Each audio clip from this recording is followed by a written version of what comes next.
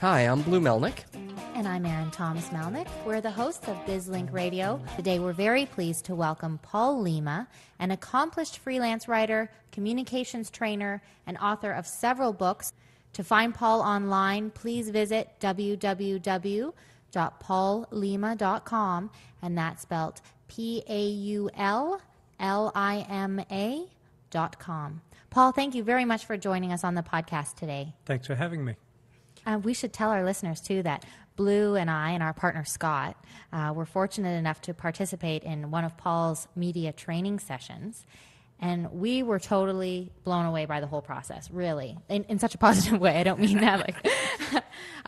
It was such a valuable experience for us, and one which directly related to improving the way that we think and talk about our own business. Can you tell our listeners a little bit about your background, which led to your particular expertise in media training? I write what are called service pieces: how to, why to, when to do certain things. I write profiles of businesses. I write profiles of entrepreneurs. I found it difficult sometimes to find people to interview. It's not like the businesses weren't out there, but they were afraid of Paul Lima, media journalist, reporter, kind of thing. Because, scary voice. Yeah, well, you look at the newspapers, the front page, right?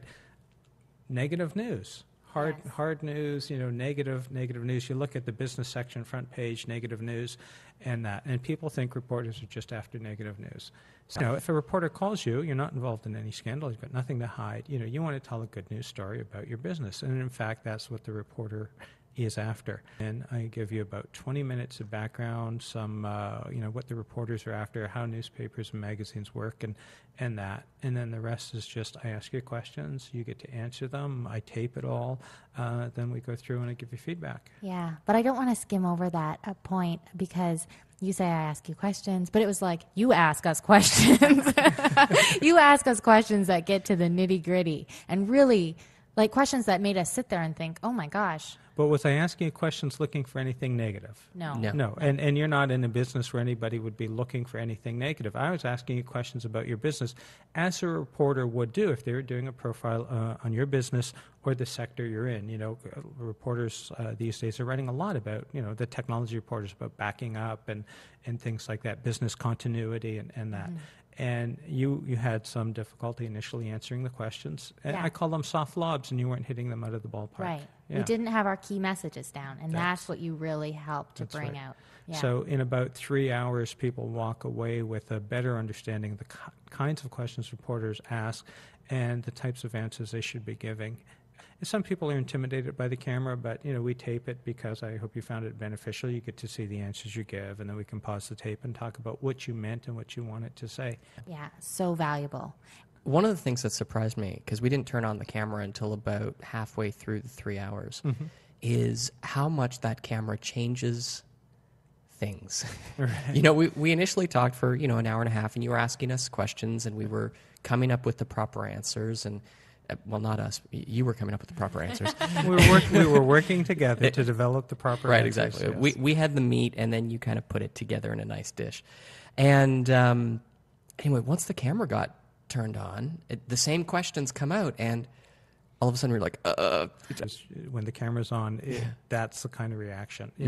Often, not always, but often. And I say, this is the place you want to be nervous, and this is the place you want to get used to the camera being on. Interviews are done over the phone these days. Reporters are really busy. They don't even come see you in person, but people still have that same reaction. Suddenly, it feels like you're on stage. Yeah. I think one of the analogies I use, which you're in improv, and people don't go on stage at Second City in improv and say, hey, give me some questions and I'll act here. First, they rehearse all sorts of scenarios beforehand. Then they go on stage and they feel prepared.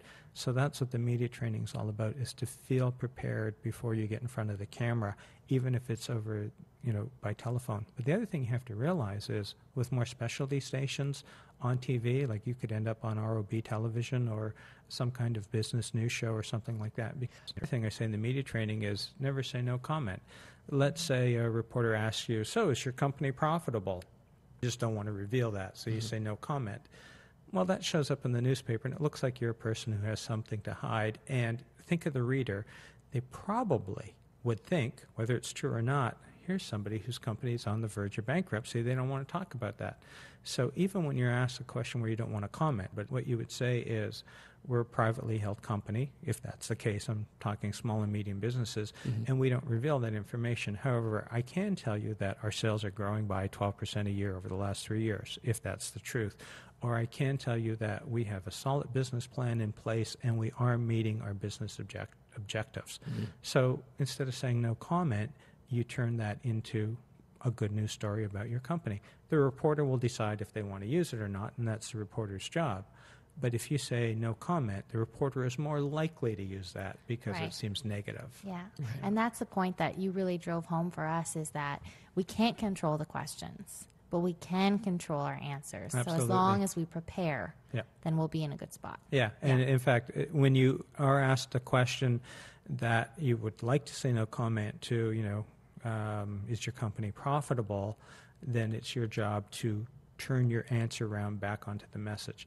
Well, we're a privately held company and we don't talk profit or loss. However, we're a growing company meeting our business objectives. And in fact, now here we're bridging, when it comes to business continuity, now you're back on your message. You've answered the question and you've bridged your message. Business continuity is so important that this field is going to grow by a bajillion percent, each year for the next however many years. Obviously using the correct percentage or something more reasonable there. But see how you've answered the reporter's question and bridged back to your message. And in fact, the reporter, very often in these kinds of interviews, what's more interesting to the reporter is the fact that business continuity is important and more businesses are discovering it and finding out through the hard way or whatever the case might be. And that becomes more important, and that's the information the reporter is more likely to use. Right. As a business owner, if you are lucky enough to get some media exposure and somebody calls you for an interview, what are some of your rights? What, in terms of before the interview, after the interview is done, anything specific? Can we ask to read the article before it gets written? Okay, let's start before the interview. If a reporter were to call right now and somebody in your office would answer the phone and said, it's a reporter, he wants to interview you, you have the right to say, tell him I'm busy, but I can get back in 15 minutes, and then make sure you do that. So you have the right to negotiate the time the interview will take place. Also, and let's say you answer the phone, you have the right to ask the reporter to say, yes, I would really like to talk to you. Can you give me some sense of what your focus is in terms of the story? So that helps you find out what the reporter is going to be after. Maybe, they ask you, Blue, and you're thinking, well, no, you're better off, answering this or whatever somebody else in the organization is. So you determine who in the organization should answer the questions or take the interview. Right. So you have the right to ask a few questions of the reporter. During the interview, obviously, you're answering the questions, you're bridging back to your key messages, and I want to say this isn't spin, this is actually helping the reporter, and it's talking to your target audience as well. Spin is when, you're a politician and you want to hide something. This is not spin, this is getting out good information about your company, your sector, whatever. After the interview, the only thing I would say you should say to the reporter is, if you have any follow-up questions, if there's anything you need clarified, please let me know. Call me, email me, whatever the case is. You don't have the right to read the article before it goes to press. Reporters can't send people articles, especially if it's a multiple source story, because often reporters are talking to 3 or 4 people in the same sector, whatever the case might be. So I can't show you what company B said and company C said. So simply don't ask that of the reporter. Okay. Paul, thank you very much for joining us today. Do you want to tell our listeners how they can contact you? Easiest way to contact me is to go to my website, www.paullima.com. That's www.paullima.com.